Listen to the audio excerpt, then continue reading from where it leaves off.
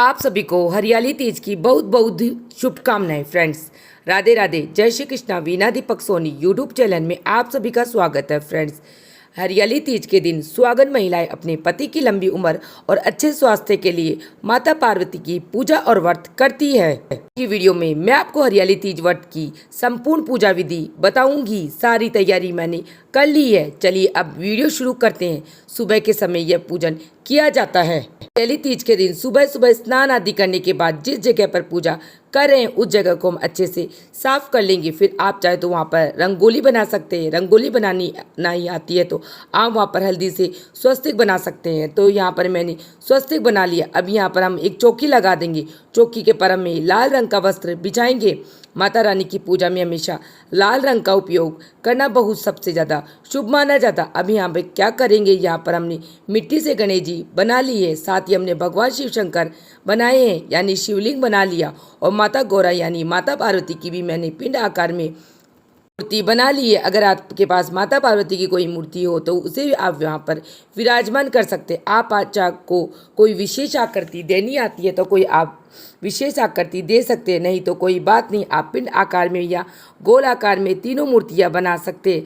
घर में जो गमला है उसकी मिट्टी से आप बहुत आसानी से बना लेंगे। तुलसी की मिट्टी से हमें नहीं बनाना है, बाकी किसी भी मिट्टी से आप यह बना सकते हैं। तो यहाँ पर मैंने गणेश जी भगवान, भगवान शिव शंकर और माता पार्वती की स्थापना कर ली है यानी निर्माण कर लिया है हमने। अगर आपके पास मूर्तियाँ नहीं है तो आप नहीं बना पाते हैं तो कोई बात नहीं, आप शिव परिवार का फोटो या मूर्ति भी ले सकते हैं। यानी अगर आपके पास घर पर पहले से है और आपके पास टाइम नहीं बनाने का तो आप फोटो या मूर्ति ले लीजिएगा। उसके बाद चौकी पर अब फूलों का आसन देकर भगवान शिव शंकर हमें विराजमान कर लेंगे। साथ ही हमने जो मिट्टी की मूर्तियां ली है उनको एक पात्र में, किसी भी शुद्ध पात्र में, थाली वगैरह में हम इनको विराजमान कर देंगे। पहले फूलों का आसन देंगे, उसके बाद उनका विराजमान कर देंगे। आप चाहे तो आप चावल का आसन भी दे सकते हो। देखिए वैसे तो मिट्टी की मूर्तियों का ही विधान है, लेकिन अगर कोई मजबूरी है या आपके पास ज़्यादा टाइम नहीं है तो फिर आप फोटो का पूजन कर सकते हैं। अब हमें कलश की स्थापना करनी है। पर हमने चावल ले लिए। चावल टूटे हुए नहीं होने चाहिए, साबुत होने चाहिए। चावल से हम अष्टदल कमल बना लेंगे। अगर अष्टदल कमल बनाना नहीं आता कोई बात नहीं, सिर्फ चावल की ढेरी लगा दीजिए। उसके बाद हम कलश की स्थापना करेंगे। तो कलश में जल डाल देंगे, हल्दी, सुपारी, सिक्का, चावल, फूल डाल देंगे। अब इसके ऊपर हमें आम के पत्ते सजाएंगे। आम के पत्ते ना हो तो आप अशोक के पत्ते भी ले सकते हैं। 5-7 पत्ते ले लीजिएगा। उसके बाद चावल की एक भरी प्लेट हमें रख देंगे। फिर हम एक पर नारियल रखेंगे। नारियल का जो मुख है वो अपनी तरफ करना है और नारियल पर कलावा जरूर बांध दीजिएगा।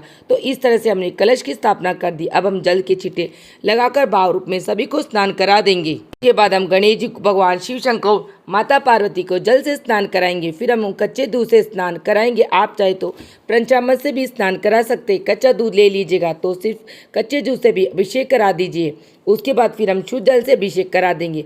फिर हम देसी घी का दीपक जलाएंगे। देसी घी का दीपक ना हो तो आप तिल्ली के तेल का भी दीपक जला सकते हैं। उसके बाद वस्त्र रूप हम वस्त्र का भाव करते हुए सभी को हम कलावा समृद्ध कर देंगे। माता पार्वती को हम चुनरी उड़ा देंगे। नवरात्रि में जो चुनरी आती है वो चुनरी आप ले सकते हो। उसके बाद हम भगवान शिव शंकर, गणेश जी को जनेऊ समर्पित कर देंगे। फोटो में हमने ले लिए, फोटो को भी हम जनेऊ समृद्ध कर देंगे। फिर हम तिलक लगा देंगे। तो यहाँ पर देखिए भगवान शिव शंकर को हमें सिर्फ चंदन का तिलक लगाना है और गणेश जी को, माता गौरी को हम रोली का तिलक लगाएंगे। ध्यान रहे कि भगवान शिव शंकर को रोली का तिलक नहीं लगाया जाता, तो भगवान शिव शंकर को सिर्फ चंदन का तिलक लगाइएगा। माता पार्वती अखंड सुहाग देती है तो इसीलिए हरियाली तीज के दिन माता पार्वती का पूजन जरूर किया जाता है। अब हम बेलपत्र चढ़ा देंगे। देखिए जब भगवान शिव शंकर का पूजन करते हैं तो बेलपत्र चढ़ाना सबसे ज़्यादा अनिवार्य होता है। बाकी चीज़ों आपको ना भी मिले तो आप जो बेलपत्र जरूर चढ़ा दीजिएगा। इसके अलावा जो भी भगवान शिव शंकर की प्रिय जैसी चीज़ें होती है जैसे भांग, धतूरा, समी पत्र, जो भी आपके पास अवेलेबल हो आप वो चढ़ा दीजिएगा। बहुत ही प्रेम पूर्वक ओम नमः शिवाय मंत्र का उच्चारण करते हुए भगवान शिव शंकर, माता पार्वती और गणेश जी का पूजन करेंगे। फिर हम गणेश जी को, माता पार्वती को लाल रंग के फूल समर्पित कर देंगे। भगवान शिव शंकर को सफेद रंग के फूल समर्पित कर देंगे। इसके साथ ही माता पार्वती को सुहाग सामग्री जरूर समर्पित करें। हो सके तो 16 श्रृंगार समर्पित कीजिएगा। 16 श्रृंगार ना हो तो आप 5 अपनी चीजें हो सके समर्पित कर दीजिएगा। साथ में एक साड़ी ले लीजिएगा। साड़ी समर्पित ना कर पाए तो ब्लाउज का फीस आप समर्पित कर दीजिएगा। तो ये चीजें हम बायने के लिए भी निकाल लेते लेते हैं, आपके पास साड़ी फूल भी नहीं तो आप चुनरी समर्पित कर देंगे तो ये हम बयाना माता पार्वती को समृद्ध कर देंगे। भोग हमें आटे से बनी हुई कोई मिठाई समृद्ध कर सकते हैं या आप मीठी पूरियाँ, हलवा, पूरी समृद्ध कर सकते हैं। तीज का दिन है तो घेवर का भोग आप जरूर चढ़ाइएगा।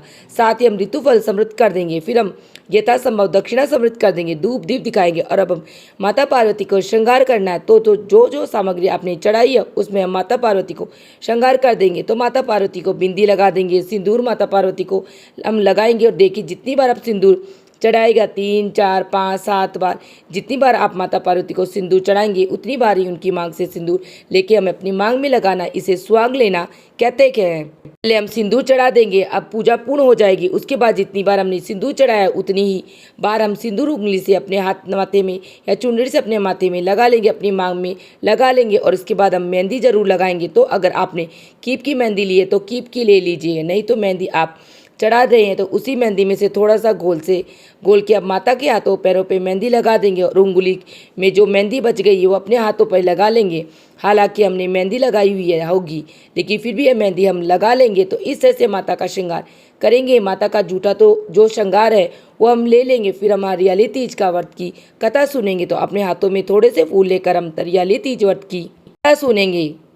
का वीडियो आपको मेरे चैनल पे मिल जाएगा, लिंक मैं आपको डिस्क्रिप्शन में दे दूंगी, आप वहां से देख लेना। क्योंकि यहाँ पर कथा सुनाऊंगी तो वीडियो बहुत ज़्यादा लंबा हो जाएगा। कथा सुनने के बाद जो फूल है वो माता पार्वती के चरणों में समर्पित कर देंगे। फिर हमें आरती करनी है तो आप चाहे तो आप कपूर से आरती कर सकते हैं या जो दीपक आपने जलाए हैं आप दीपक से भी आरती कर से बहुत ही प्रेम पूर्वक। यहाँ पर हम पहले गणेश जी की आरती करेंगे, उसके बाद भगवान शिव शंकर माता पार्वती की आरती कर देंगे।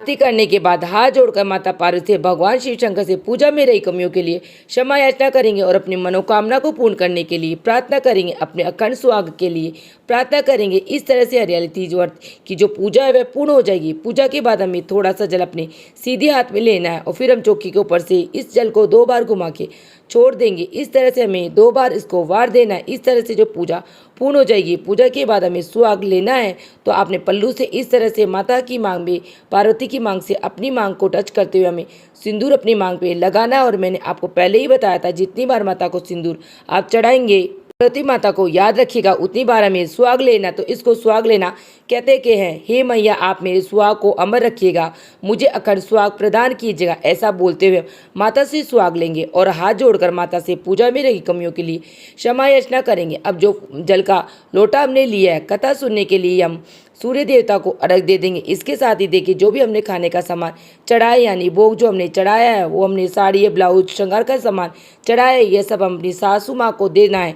तो यह बहाने के रूप में हम निकाल के हम अपनी सासू माँ को दे देंगे। सासू माँ नहीं है तो आप अपनी ननद को जेठानी को दे सकते हैं, मंदिर में पंडिताइन को आप भी दे सकते हैं। तो इस तरह से पूजा पूर्ण हो जाएगी। तीज के दिन झूला झूला जाता है तो इस दिन आप झूला जरूर झूलिएगा। अगर आप लड्डू गोपाल जी की सेवा करते हैं तो उनको भी झूला झूलाइएगा और खुद भी झूला झूलिएगा और पूरे 16 श्रृंगार कीजिए तीज के दिन, क्योंकि पूरे 16 श्रृंगार करके ही तीज का पूजन किया जाता है। तो देखिए हरियाली तीज के दिन सुबह के समय में पूजन करना है, लेकिन सुबह के समय टाइम ना मिले तो आप शाम को भी ये पूजन कर सकते हैं। और पूजन करने के बाद रात को सोने से पहले हमें विसर्जन जरूर करना है, क्योंकि हमें सोने के पहले ही उठानी है चौकी, क्योंकि हमने मिट्टी के शिवलिंग बनाए हैं और मिट्टी से जब आप पार्थिव शिवलिंग बनाते हैं तो कोई भी मूर्तियाँ बनाते हैं तो उनका विसर्जन जरूर होता है। दिया शांत होने के बाद अब कभी भी आप विसर्जन कर सकते।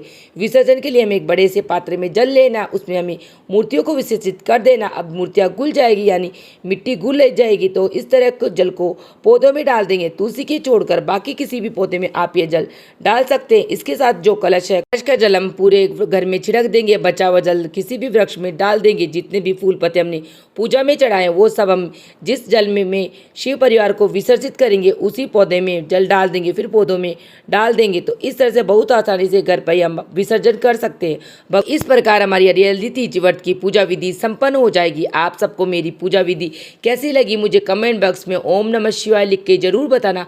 वीडियो पसंद आई तो वीडियो को लाइक कर लेना और चैनल को सब्सक्राइब कर लेना। भगवान भोलेनाथ शंकर माता पार्वती की कृपा आप पर सर्वदा बनी रहे, इसी मनोकामना के साथ फिर मिलेंगे किसी और वीडियो में। तब तक जय श्री कृष्णा, ओम नमः शिवाय, राधे राधे फ्रेंड्स।